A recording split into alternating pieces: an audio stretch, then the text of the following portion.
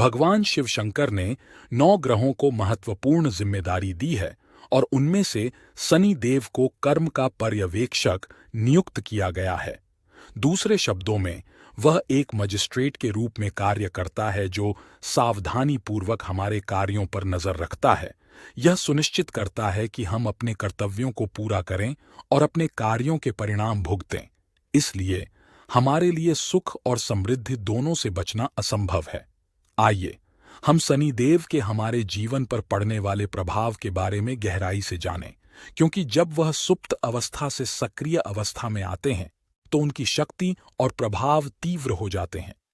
जिस तरह एक व्यक्ति गहरी नींद से बाहर आने के बाद तरोताजा और स्फूर्ति महसूस करता है, उसी तरह शनि देव भी आराम की अवधि से बाहर आने के बाद नए जोश और ऊर्जा से भरपूर होते हैं। इस चरण के दौरान वह हमारे अच्छे कार्यों को अत्यधिक पुरस्कृत करने की क्षमता रखता है, साथ ही हमारे गलत कार्यों के लिए गंभीर परिणाम भी देता है। तूफान आना तय है, लेकिन इसकी प्रकृति अलग अलग हो सकती है। यह खुशी और सफलता ला सकता है, या यह एक विनाशकारी तूफान के रूप में प्रकट हो सकता है जो अपने पीछे विनाश छोड़ जाता है। शनिदेव एक दंडाधिकारी होने के नाते हमारे कार्यों के परिणामों को देखने और उनका न्याय करने की क्षमता रखते हैं। कोई भी अनुष्ठान, प्रार्थना या प्रसाद उसके निर्णयों को प्रभावित नहीं कर सकता। वह हमें जो फैसले सुनाता है वह पूरी तरह से हमारे प्रयासों में हमारे समर्पण और भागीदारी पर आधारित होते हैं।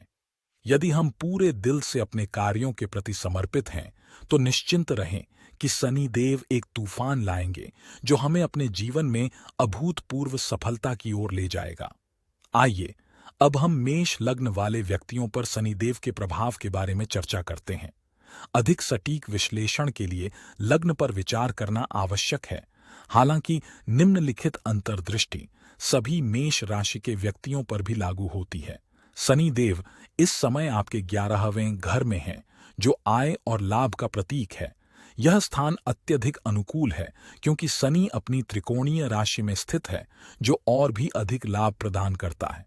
कोई भी अन्य राशि इस स्थान के समान आशाजनक नहीं है, विशेषकर आय और लाभ से संबंधित मामलों के लिए। यह हमारी इच्छाओं और आकांक्षाओं को उजागर करता है, जो लगातार हमारे दिमाग पर हावी रहती हैं।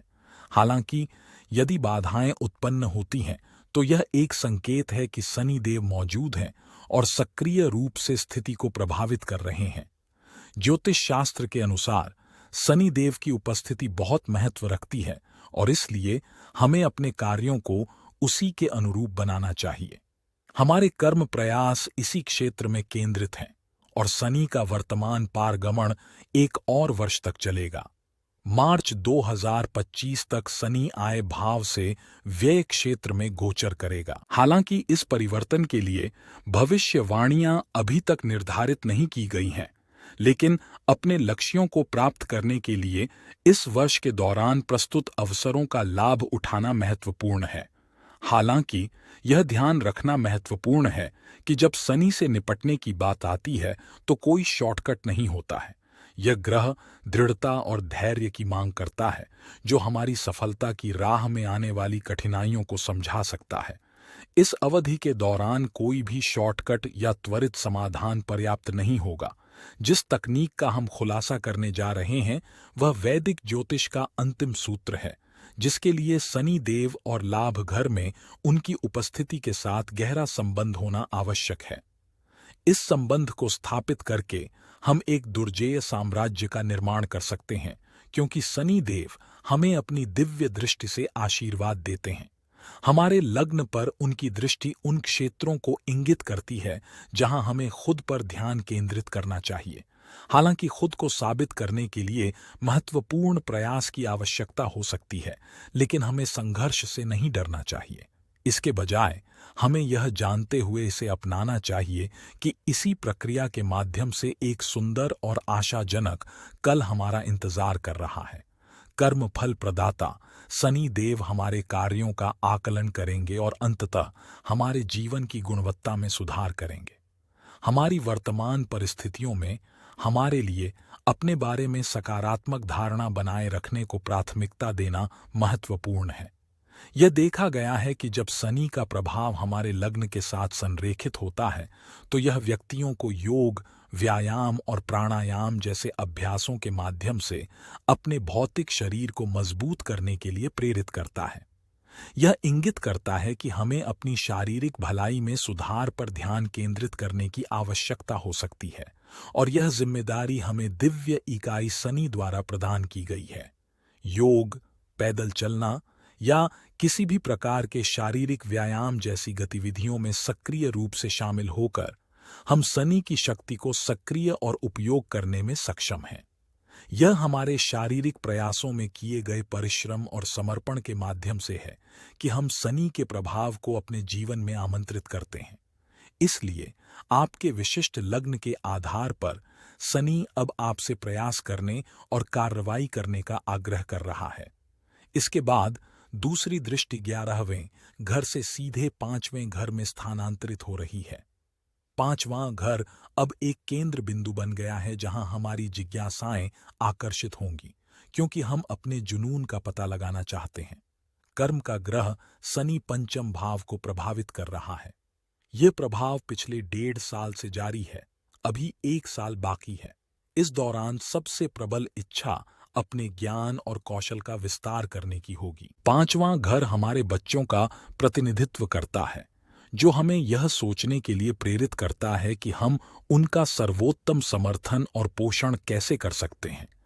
यदि मैं जीवन में किसी खास मुकाम पर पहुंच गया हूं, लेकिन अभी तक उसे हासिल नहीं कर पाया हूं, तो मैं ईश्वर से प्रार्थना करता हूं कि वह मेरे बच्चों को हमेशा खुश रखें और उन्हें अपने जीवन में और भी अधिक प्रगति का आशीर्वाद दें, ताकि वे मुझसे आगे निकल जाएं और इस दुनिया में जगमगाती रोशनी बन जाएं, सूर्य के समान।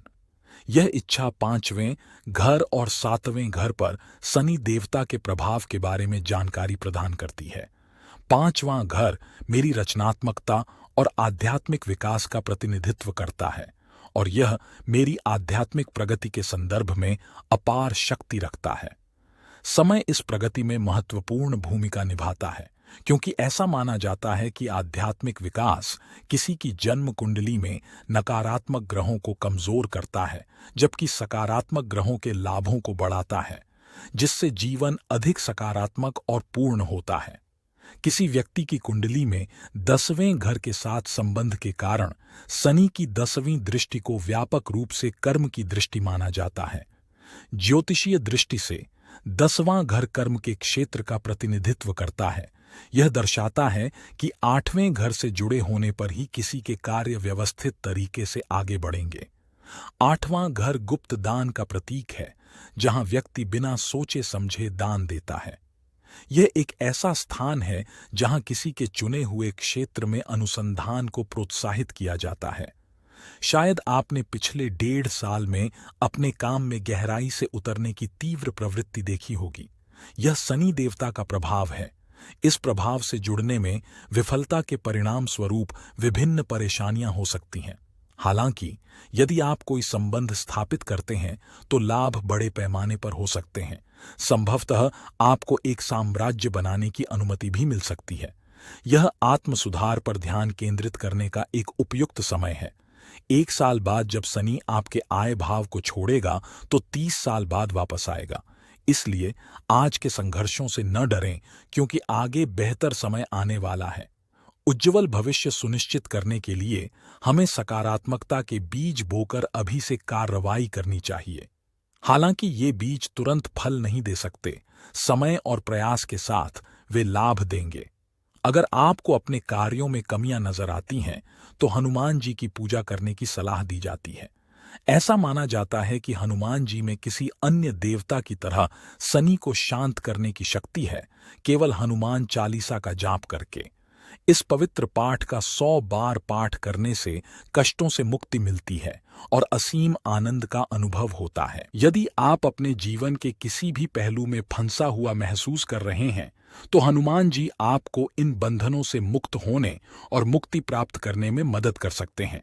चाहे यह हमारे परिवार, वित्त या सामाजिक जीवन से संबंधित हो, आय घर में शनि देवता की उपस्थिति अत्यधिक लाभ लाती है, जो हमें अपना साम्राज्य स्थापित करने में मदद कर सकती है।